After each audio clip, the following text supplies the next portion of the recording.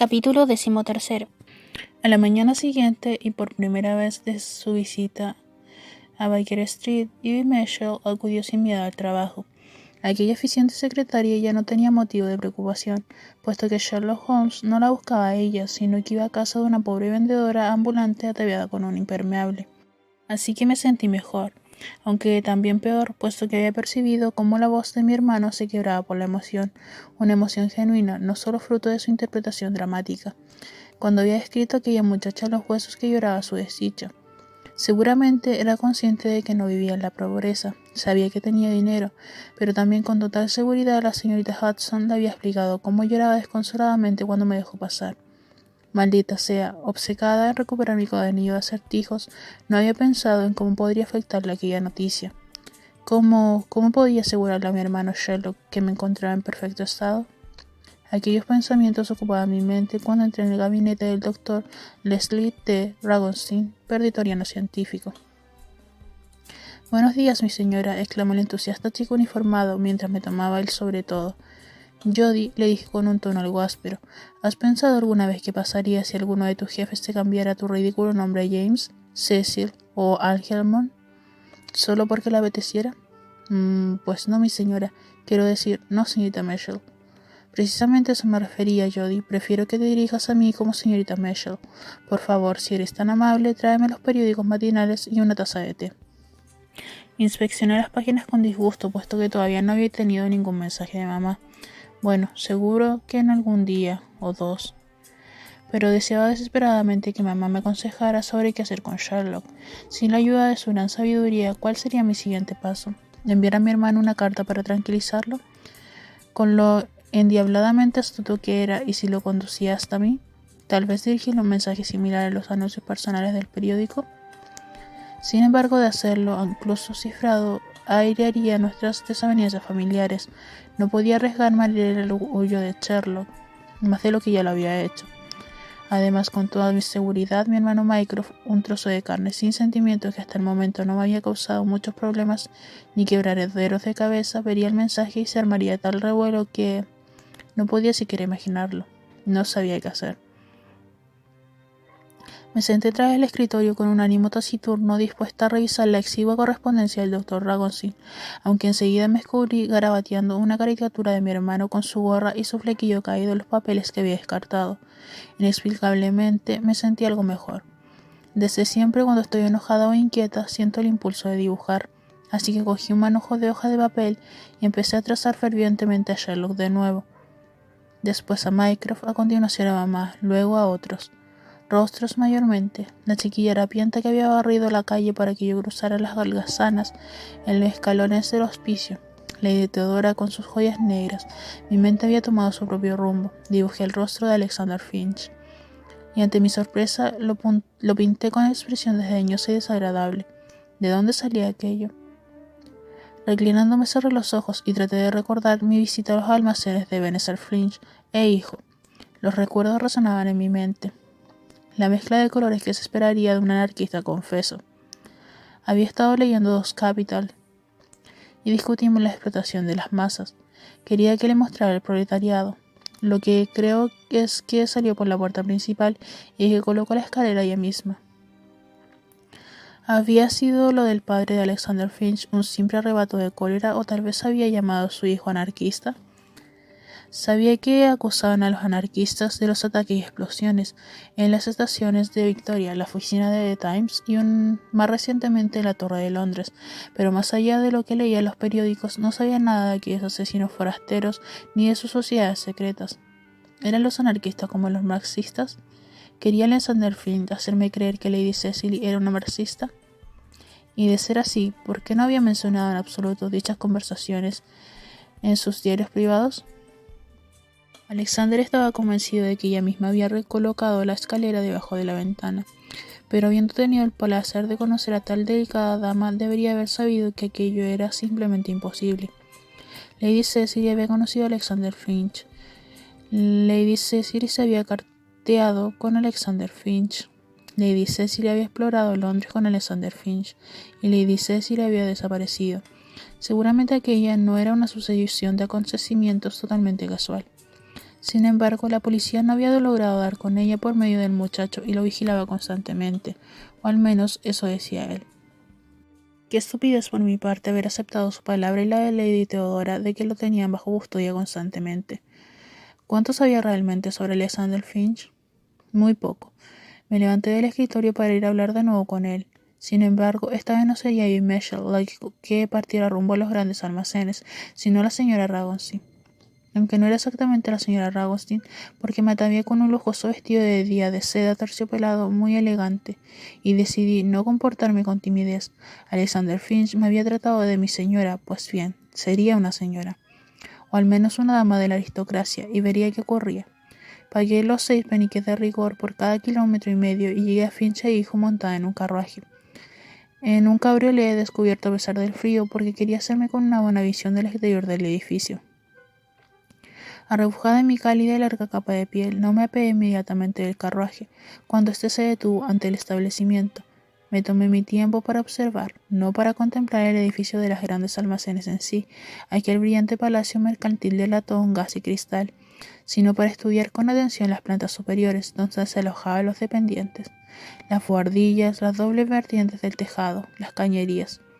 La doble vertiente de los tejados y las cañerías de los edificios que se erigían a ambos lados, muy próxima a aquellas buhardillas. Mientras tanto, un agente de uniforme con cara de aburrido estaba plantado al otro lado de la calle, sin duda vigilando la puerta principal en caso de que Alexander Finch decidiera salir. Vaya. Una vez que me apeé del carruaje y lo despaché, me dirigí hacia los grandes almacenes con manos enguantadas en seda dentro del manguito de piel, mi sombrero adornado con plumas de avestruz y mi falda arrastrándose regiamente. Me gustaría hablar con el señor joven Alexander Finch, exigí con condescendencia al primer dependiente con el que me topé.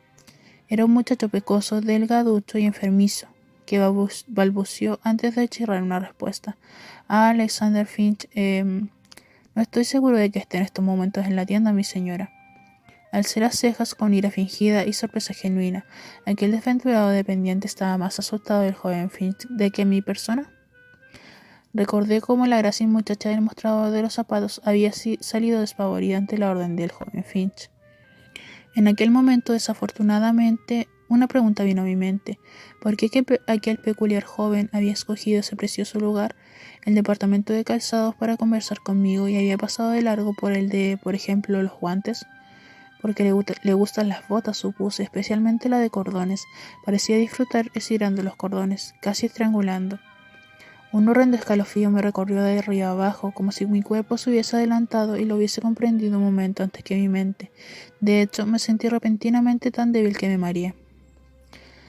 Mi señora, la voz nerviosa del dependiente parecía llegar desde una distancia muy lejana, tan lejana como las voces que oí aquella noche mientras recuperaba la conciencia con un garrote todavía alrededor del cuello.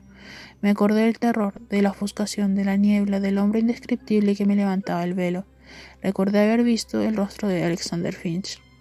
«Ayuda, que alguien me ayude», gritó el dependiente pecoso. «Se va a desmayar». Una excelente idea, puesto que mis intenciones habían dado un giro de 180 grados. En aquel momento quería evitar a toda costa hablar con Alexander Finch. No debía verme, y aunque nunca antes había fingido un desmayo, parecía bastante sencillo. Puse los ojos en blanco al mismo tiempo que los cerraba y empecé a dejarme caer hacia el suelo. «Sujétala, hombre», dijo otra voz masculina con un acento probablemente cockney, muy cerca de mi oído mientras me sostenía por debajo del codo. El dependiente delgaducho, creo, me agarró del brazo, y en aquel momento me desplomé en las manos de mis salvadores mientras estos se apresuraban a trasladarme por una puerta a un lugar contiguo a la tienda. «Túmbala en ese banco», dijo otra voz, esta vez de mujer. «¿Quién es?» «Ni idea. Quería hablar con el señor Alexander». «Uy, pues alguien debería prevenirla». Noté que colocaban mi cuerpo con bastante delicadeza, teniendo en cuenta lo incómodo de un banco de madera. Alguien empezó a desabrocharme el cuello. Entreabrí los ojos lo suficiente como para mirar furtivamente por entre mis pestañas, y vi que mi buena samaritana era una sirviente de mediana edad. El banco de respaldo alto estaba situado ante un hogar, y no me permitía ver el resto de la estancia, pero supuse, solo por aquella pieza de mobiliario tan tosca, que me habían llevado a la sala donde los dependientes comían y tomaban el té. «¿Y para qué querría verlo?», preguntó una voz masculina. «No lo sé». Nerviosa sí que estaba. Por su atuendo, ¿no crees que es la mujer del dueño de un astillero o algo parecido? ¿O el propietario de una fábrica? Con todo el alboroto que está causando el joven, igual ha venido a hacerlo entrar en razón. Siempre he dicho que los de las fábricas son peligrosos, y en especial las cerilleras. Evidentemente, la sirvienta que me desabrochaba los gemelos para frotarme las muñecas consideraba que estaba al mismo nivel que los dependientes, pues decía lo que pensaba. Ellas y su huelga se han quejado con obstinación de sus condiciones insalubres y míralas ahora, solo trabajan 14 horas al día. Ya no se dedican a agitar a las cerilleras, ahora instigan a los hombres del puerto. Y me trae sin cuidado en que emplean todo ese tiempo libre y que hagan lo que quieran. Y a los carreteros y a esa gente, que mancillen su reputación, que convenzan a las buenas muchachas a abandonar el servicio doméstico, y ahora esa pobre dama desmayándose y con nadie que la cuide como es debido.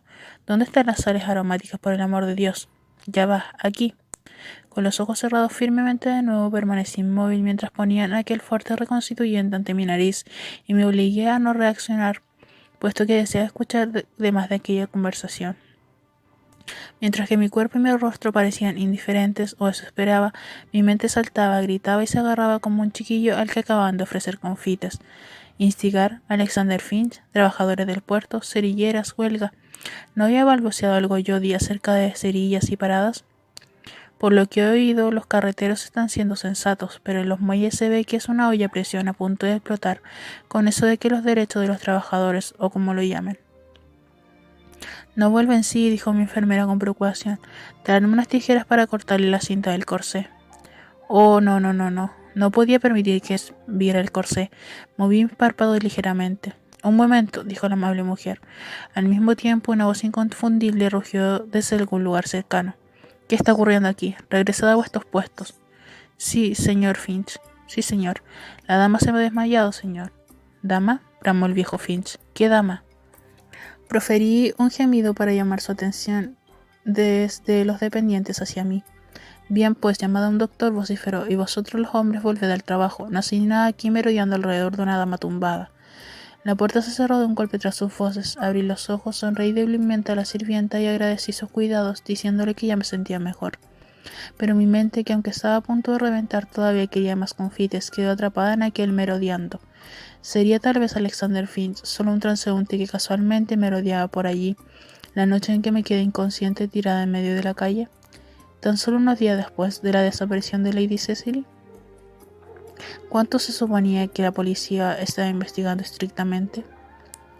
Cada uno de aquellos pensamientos me provocaba más mareo, debilidad y náuseas, pero me obligué a sonreír, a incorporarme y a abandonar la tienda. Unos asuntos de suma urgencia requerían toda mi atención.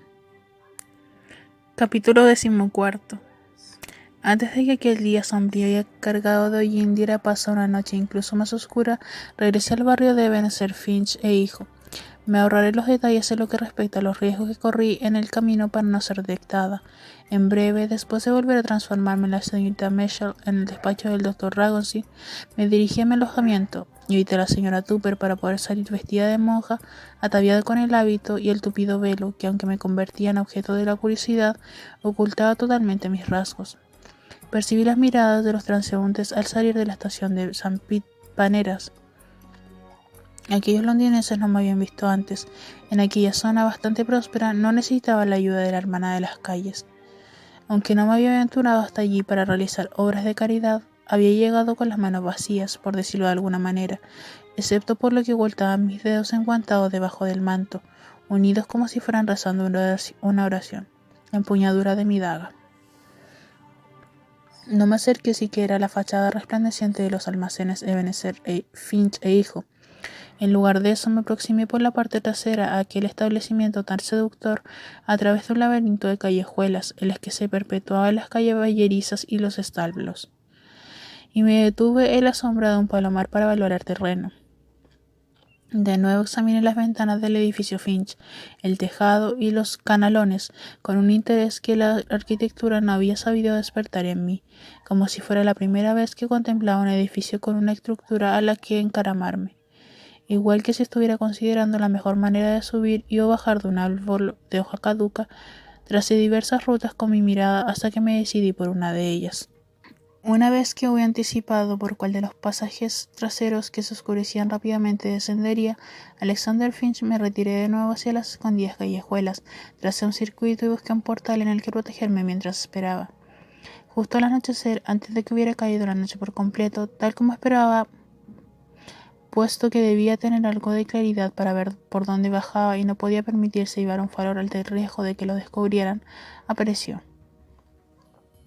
Era como una especie de gusano que se arrastraba en sus rodillas y codos por las tejas y las tablillas del tejado, con la cabeza gacha y manteniéndose fuera de la visión de cualquier agente que estuviera de guardia en la calle o en la puerta trasera de la tienda.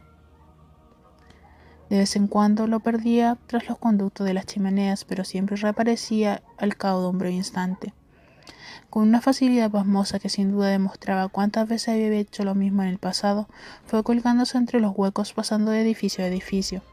Cuando alcanzó el final de la fila de casas, bajó a los aleros, se giró y se dejó caer por el canalón bajo, hasta la tapa de madera de un barril de agua, y después hasta la gravilla del pasaje que el tendedero de la esquina utilizaba para el reparto. Cuando inspeccionó a su alrededor, solo pude intuir su pálido rostro, con las gafas y todo lo demás. En lugar de las elegantes prendas con las que lo había conocido, vestía la franela oscura y áspera, y la pana de un trabajador y una gorra de tela. Tan pronto como se hubo asegurado de que no había nadie cerca, o al menos eso creía, se dirigió a grandes pasos hacia la calle. Dejé que se alejara una distancia considerable antes de salir de las sombras y seguirlo. Aquel barrio en el noreste de Londres no era ni remotamente tan pobre como el East End. En las esquinas no esperaban señoritas de la noche, ni había llaves de agua. Los moradores de la zona tenían sus propios vicios y sus propias cañerías, aunque tampoco era elegante ni rico. Era más bien anodino, como el rostro de Alexander Finch, con las calles pobladas ni desiertas. Una zona que conocía más bien poco. Podía contar con los dedos de las manos las veces que había estado en aquella parte de la ciudad para visitar al Dr. Watson, para llenar la residencia de mi hermano Sherlock, y 2 veces más para comprar en los grandes almacenes Ebenezer y Finch e hijo. ¿Cuántas veces, sin contar la empresa que me ocupaba en aquel momento? No es de extrañar que casi me extraviara mientras seguía a Alexander Finch, y en varias ocasiones estuve a punto de perderlo. Casualmente era una noche bastante menos espesa de lo habitual, pero aún así la oscuridad me envolvía. Había visto el alumbrado eléctrico a lo largo de mi banque en los terraplenes a orilla del Támesis, totalmente sorprendente, casi convertía la noche en el día. En comparación, las llamas ondulantes de las farolas de gas no vencían a la noche, sino que solo se interponían. Durante la mayor parte del tiempo, Alexander Finch, al igual que los otros transeúntes, fue una sombra a las sombras. Solo lo podía ver con claridad cuando pasaba justo por debajo de una farola. Para que él tampoco pudiera verme, caminé por el centro de la calle, una osadía que espero no tener que repetir. Durante el día habría sido peligroso, en la noche cerrada y ataviada de negro de la cabeza a los pies, lo era doblemente. Incluso aunque llevaba la lámpara de carbón encendida, los cocheros no podían distinguirme y varias veces tuve que esquivarlos para que no me atropellaran con sus carruajes, algo que no resultó sencillo, puesto que el pavimento estaba compuesto de materias indescriptibles, porquería congelada y estiércol de caballo. Estuve a punto de caerme más de una vez y en una ocasión resbalé y tuve que rodar por encima de los adoquines para evitar que me pisotearan los cascos de hierro de los caballos. Me costó incorporarme, pero conseguí arrastrarme con la falda y el manto húmedos, justo a tiempo para salir del paso de un caballo Clydesdale, que trotaba con grandes clop-clop mientras tiraba de un carro lleno de troncos de madera. De hecho, había aparecido muchas carretas y carros, por lo que pude reconocer. Alexander Finch me había conducido hasta una zona de almacenes adyacente al gran mercado de productos agrícolas de Covent Garden. ¿A dónde diablos? Pero mientras lanzaba aquella pregunta al aire, vi cómo se me detenía ante una puerta decrépita sobre la que un cartel mal escrito anunciaba: camas 6 peniques noche, sala de mujeres 8 peniques, té, pan y agua para lavarse aparte. En otras palabras, la versión más pobre de un albergue o casa de huésped común, con catres puestos en fila e infestados de pulgas y piojos, el tipo de lugar en que a la desdichada holgazana sin pelo de los escalones del hospicio le habían robado las pocas posesiones que le quedaban. El tipo de lugar en que, a cambio, se contagió de tiña. Supuse, aunque no podía dar crédito a lo que estaba pasando, a quien esperaba encontrar allí al joven Finch. pero en lugar de llamar a la puerta, rodeó la esquina del mugriento edificio y lo perdí de vista. Plantada ante el otro lado de la calle, como una estatua negra cubierta de mugre, me mordí el labio porque lo admito, sencillamente no sabía qué hacer. Si lo seguía por las estrechas callejuelas entre los edificios, con toda seguridad se daría cuenta, pero si no lo hacía, tenía que seguirlo. Pronuncié una maldición entre dientes y a grandes zancadas me crucé la calle. Pero, para mi sorpresa, al aproximarme al albergue, un hombre extraño salió de las sombras en las que debería estar Alexander Finch. Un hombre con largos cabellos negros y una barba negra muy poblada en forma de pica. No llevaba gafas y solo se distinguía la piel alrededor de sus ojos, pálidas entre la barba y aquella mirada. Aunque no me miraba, noté su intensidad. Incluso en plena noche pude ver lo extrañamente brillantes que eran sus ojos, casi plateados. Me quedé boquiabierta debajo de mi velo y solo gracias a una ardua disciplina mental conseguí no chillar. Aquel hombre era Alexander Finch, disfrazado, pero no lo hubiera reconocido si no hubiese sido por la gorra de tela, la camisa de franela, la chaqueta de pana y los pantalones que llevaba. Absorto en sus asuntos, no había reparado en mí entre los otros transeúntes. Cuando se giró de espaldas para llamar a la puerta del albergue, me deslizé hacia el escondite que acababa de abandonar el joven. Llamó fuertemente, con impaciencia, hasta que la puerta se abrió. Entonces, con una voz agridulce, preguntó: ¿Quiere mi señora salir a tomar aire? Ella no respondió, sino que simplemente salió de la oscuridad de aquel portal como si fuera un animal asustado. De hecho, yo no habría encerrado ni a un perro en aquel agujero. Dame el farol. La muchacha llevaba un farol, eso parecía. Percibí movimiento y Alexander Finch prendió una cerilla. Y tuve que obligarme a contener un grito, pues mis ojos contemplaron por primera vez a Lady Cecily. Si él no me hubiese conducido hasta ella, no la habría reconocido. De hecho, creo que ni siquiera su madre habría reconocido aquel rostro demacrado, pálido, aquella maraña de cabellos sucios debajo del trozo de tela que cubría su cabeza, aquellos hombros que temblaban de frío, abrigados solo con un chal, aquella falda andajosa y hecha jirones, aquellos pies envueltos en harapos. Únicamente podía creer lo que veía en mis ojos, porque mi lápiz había dibujado en numerosas ocasiones aquellos delicados rasgos. Lady Cecily, una mendiga cargada con un cesto. El joven encendió el farol y se lo devolvió. Ella musitó unas palabras, aunque lo hizo de forma tan tímida que no pude oírlas. Primero el trabajo, respondió él con voz alta, la comida después. Ella murmuró de nuevo, rogando con sus enormes ojos. Pero en aquella ocasión, en lugar de responder, él resopló en señal de exasperación. La miró y apuntó hacia su rostro con la yema de los dedos, como si fuera a pasarle algún tipo de fluido desde su interior. Su rostro se había vuelto rígido y sus extraños ojos claros brillaban fieros y concentrados. Sus manos trazaron varias pasadas sinuosas alrededor de su cabeza y después bajaron hacia sus hombros. No lo habría creído de no haberlo visto. Sin tan siquiera tocarla, la sometió a su poder. Todas sus esperanzas y súplicas, el poco espíritu que le quedaba, desaparecieron de sus ojos y permaneció erguida como si fuera una extraña muñeca de porcelana, famélica y harapienta en el interior de una campana de cristal negra por el hollín. Primero el trabajo, repitió su amo, después la comida. Sin dirigirle la mirada, aquel canalla de cabellos salvajes y barba negra se puso en marcha en dirección a la estación de Paddington, y ella lo siguió renqueando, cargando con el farol y la cesta, como si fuera una pordiosera atada a su brazo. No era más alto que la mayoría de los jóvenes, pero la muchacha cabizbaja apenas le llegaba al hombro. Muy por detrás de ellos, pero permitiéndome el lujo de caminar por terreno pavimentado, lo seguí, con una algarabía de horror, curiosidad y especulaciones en mi mente, puesto que todavía no podía asimilar los hechos de los que acababa de ser testigos, y durante aquel intervalo de tiempo todo mi ser, incluso mi propia piel, se estremecía de urgencia por hacer algo, por ayudarla de alguna manera, por intervenir. Pero ¿cómo? ¿Y contra qué exactamente? Todavía no podía entender la situación y actuar, solo podía observar. En una esquina frente a una taberna, varios hombres se apiñaban bajo una farola. Vi como Alexander Finch, con Lady Cecily arrastrándose detrás de él como si fuera una niña, se detenía a saludarlos. Después de los apretones de manos, colocaron un cajón de madera y Alexander, o el importor de barba negra, en el que apenas reconocí a Alexander, se subió a la tarima improvisada y empezó a hablar. Me mantuve entre las sombras, demasiado lejos para escuchar lo que decían, aunque aún así oí algunas referencias a la opresión capitalista, al imperio construido sobre las espaldas de los trabajadores explotados, a los derechos de los trabajadores y cosas por el estilo.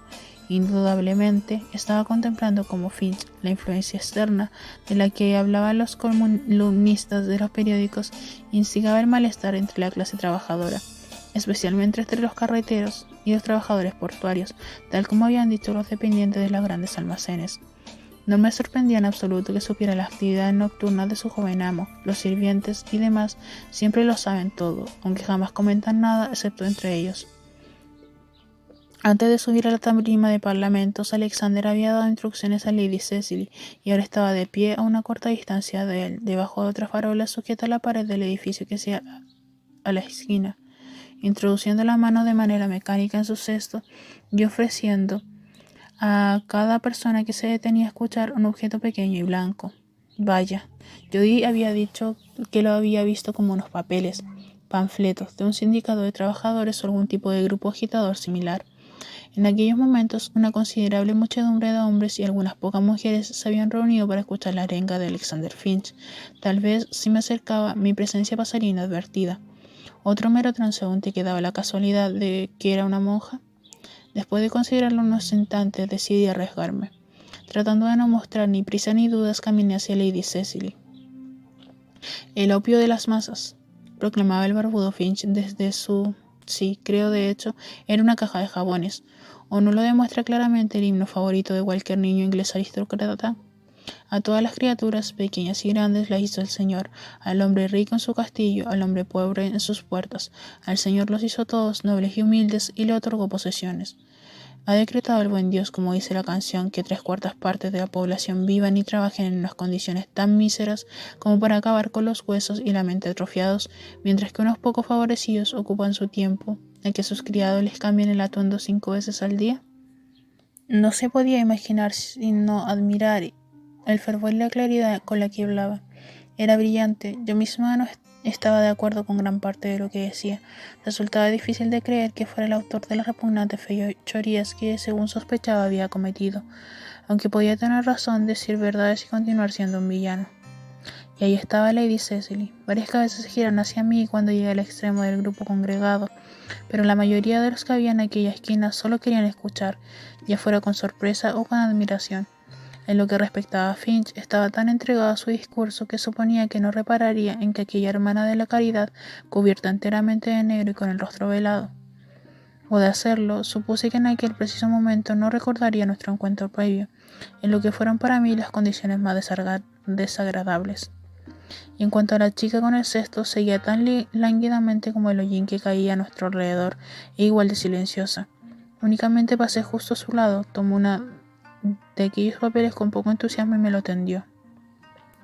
Era necesario que la hermana de las calles, que nunca pronunciaba palabras, hablara aquella noche, aunque fuera por primera vez y última. Lady Cecily, murmuré a su figura inerte mientras aceptaba el panfleto. No me devolvió la mirada. Lady Cecily, dije en voz baja, cerca de su oído, estoy segura de que me oyó, pero siguió sin responder ni con un parpadeo, una respiración o una mirada, ni siquiera con un sobresalto. Nos hemos reunido pacíficamente en 2 ocasiones como es nuestro deber, declaraba con pasión el orador de la plataforma en la esquina de la calle. 2 veces nos hemos manifestado hasta Trafalgar Square bajo las banderas de seda de nuestros gremios para exhortar a Londres del West End a que se acuerden de nosotros. Y la policía nos ha golpeado con sus porras. Y después de retirarnos heridos y derrotados, esto es lo único que un miembro del Parlamento ha osado decir. Es de mal gusto que la gente exhiba su hambruna insolente ante la clase alta y los comerciantes de la ciudad. Tendrían que haberse quedado muriéndose de hambre en sus desvanes. En aquel momento la multitud desbordaba la calle hasta la acera de enfrente, pero entre aquellos que allí estaban no se oía ningún sonido, excepto la voz del orador de cabellos oscuros. La mirada plateada e intensa de Alexander Finch recorría la multitud con magnetismo, la atravesaba y todos los presentes allí miraban a un solo hombre, como en trance.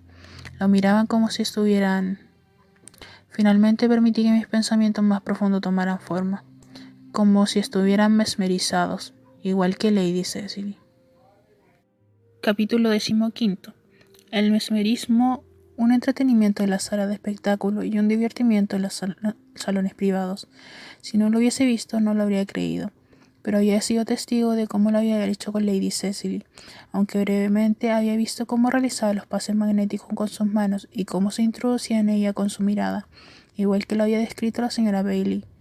entre otras cosas, y en aquel momento Lady Cecily estaba frente a mí en la esquina de una calle, lánguida, vestida con harapos como un autómata, olvidándose de su hambre para distribuir panfletos anarquistas.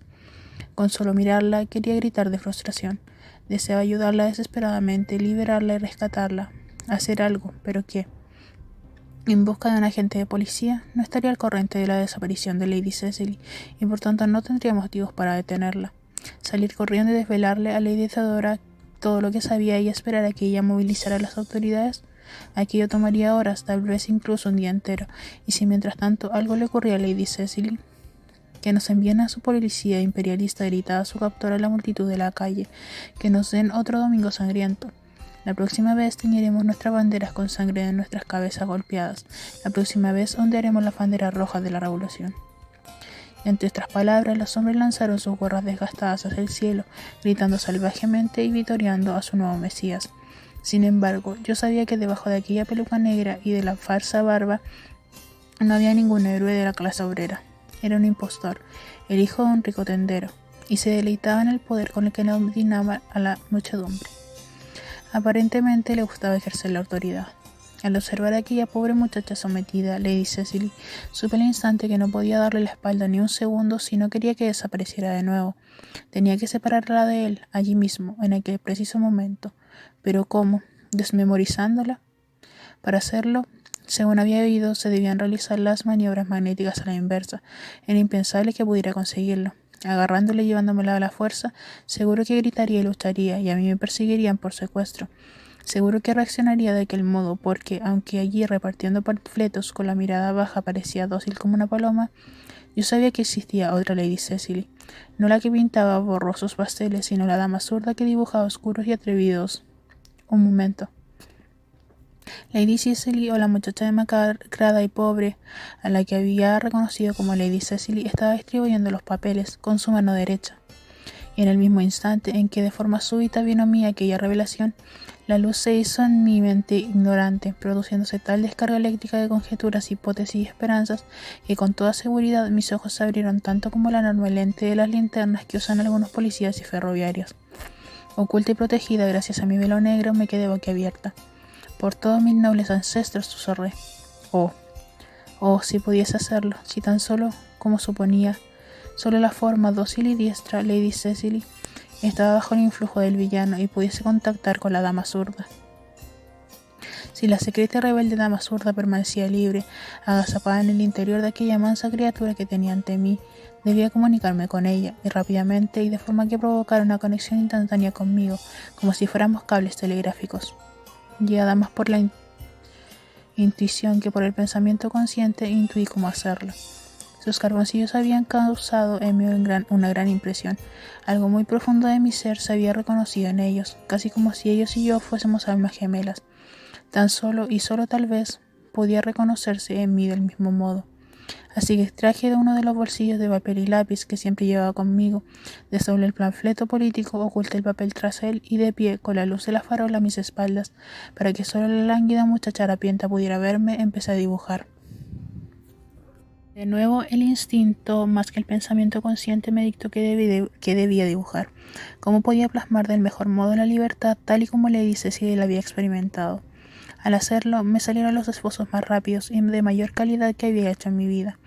Dibujé un retrato de Lady Cecily ataviada con unos modernos y elegantes bombachos turcos, pedaleando en bicicleta, trazando surcos en la tierra con su propia fuerza, igual que a mí me gustaba hacer. Como Lady Cecily, fuerte y hermosa, sonreía con el viento ondulado su cabello y agitando la cinta de su sombrero. Y mientras el lápiz se movía a toda prisa en mi mano, por el rabillo del ojo, vi como la muchacha pobre y diestra se quedaba inmóvil, olvidando su tarea de repartir aquellas estupideces políticas. Vi cómo se enderezaba, cómo fijaba la mirada en mi dibujo. Cambié el lápiz de la mano derecha a la izquierda torpemente, debajo del dibujo de derecha a izquierda, y escritura en espejo garabateé. ¿Quién? Pero había ido demasiado lejos. La muchacha dejó caer el cesto y antes de que yo pudiera acabar de escribir la pregunta, su mano izquierda se abalanzó sobre el lápiz y el papel y me los arrebató. En absoluto lánguida como el hollín, se plantó ante mí como una llama pequeña y glacial y me preguntó: ¿cómo se atreve? ¿Qué cree que está haciendo? ¿Quién es usted? Afortunadamente nadie a nuestro alrededor nos prestaba atención. La muchedumbre mostraba a gritos su armonía con Alexander Finch. Que nos echen a la caballería con sus sables, que nos masacren como hicieron en Peterloo. Resistiremos, arengaba. Lady Cecily se expresaba como si ella también quisiera blandir un sable contra mí. ¿Quién eres? Y en el fragor del momento, oh cielos, la metáfora de la batalla se había apoderado de mí. Es decir, en aquel momento de crisis en que no podía pensar en otra manera de calmarla o de responderle, hice algo que la hermana nunca debería haber hecho, y que nunca había hecho antes. Levanté mi velo. Permití que viera mi rostro alargado, plano, ciceroniano. Me miró fijamente y inhaló, y dejó escapar el aire resoplando, como si estuviera apagando la luz de una vela. Vaya, dijo con voz queda, no eres más que una niña. Continuó estudiándome perpleja e intrigada a la vez. Dibujas maravillosamente bien, añadió.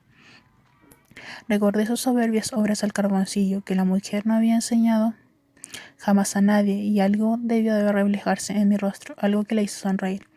Tú no eres una monja, digo con un tono ligero, como si estuviera bromeando con una amiga. ¿Qué haces en este ridículo hábito?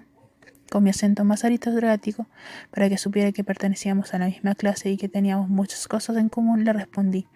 Lady Cecily, yo también podría preguntar.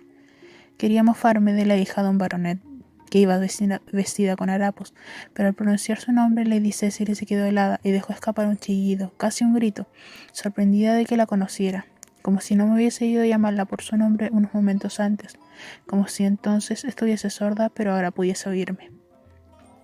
Afortunadamente su reacción pasó desapercibida entre la algarabía de la muchedumbre. Lady Cecily, dije de nuevo, no hay por qué alarmarse. Solo quiero ser su amiga, llevarla al lugar donde esté caliente y segura, darle de cenar y quitarle estos harapos.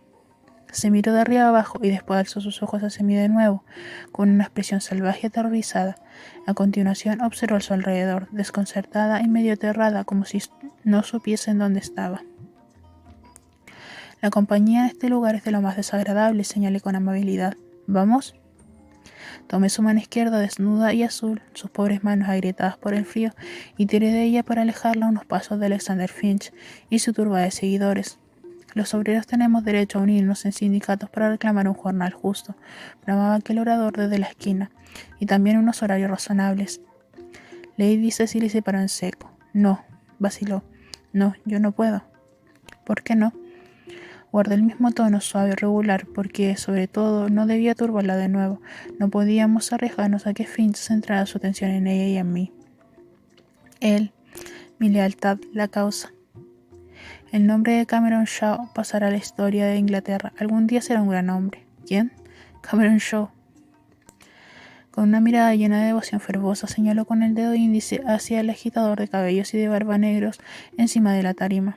¿Quieres decir que nunca has oído hablar de él?, me preguntó. Estoy ansiosa por conocer todos los detalles de su vida, le contesté con dulzura, aunque también diciendo la verdad. ¿Cómo la conocí? Fue bastante extraño.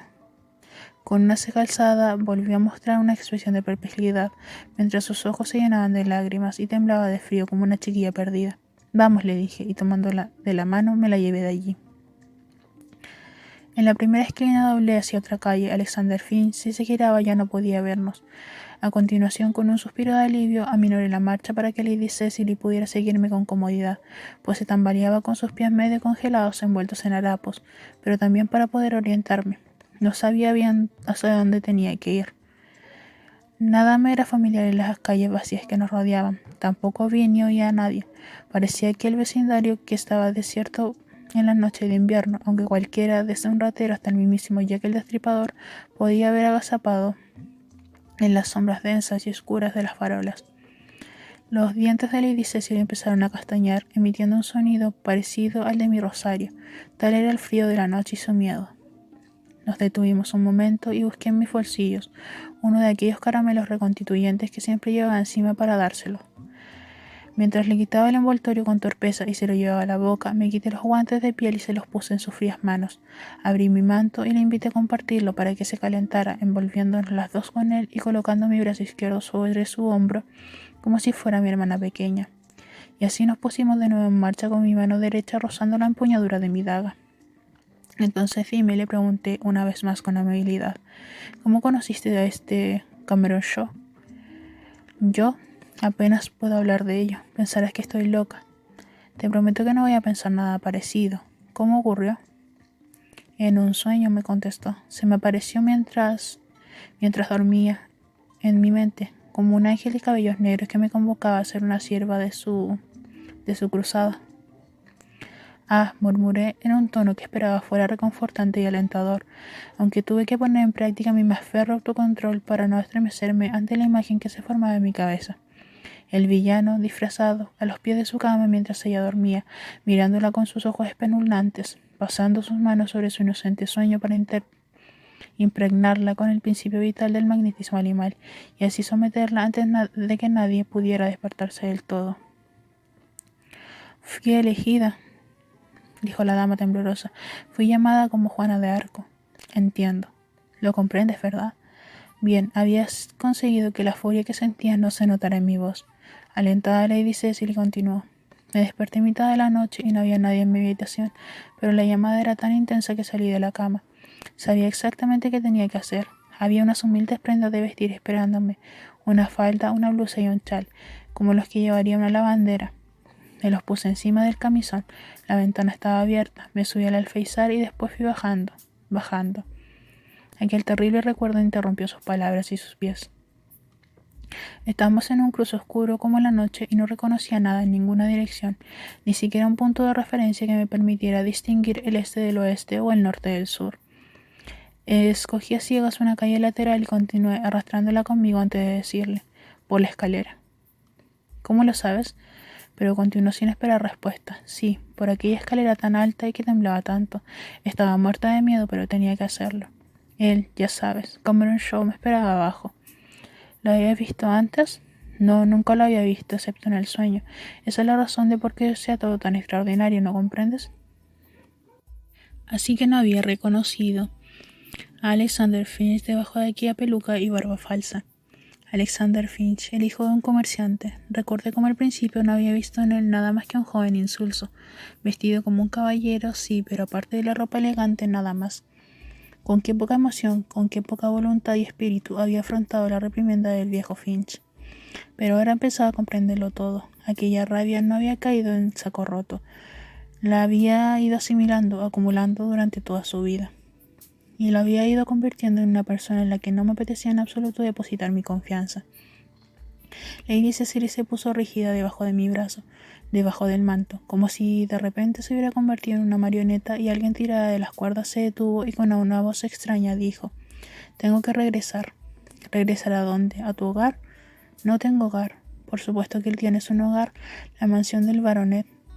Con papá siempre hablando del colonialismo y de la realización del hombre, eso que él llama la carga del imperio y el progreso humano. Mientras trata de casarme con cualquier cosa que tenga un título y lleve pantalones, no puedo regresar allí.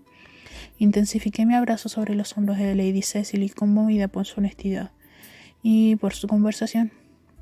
Después de casi un año sin haber mantenido una charla de carácter privado con otro ser humano, aquella muchacha que en cierto modo se me parecía despertó en mí una gran simpatía y afinidad. Existen otras posibilidades, le dije. ¿Como cuáles? ¿Como la vida que has escogido tú?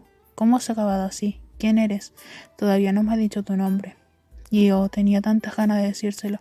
Anhelaba explicarle todos los detalles de mi vida extremadamente peculiar, excéntrica y solitaria.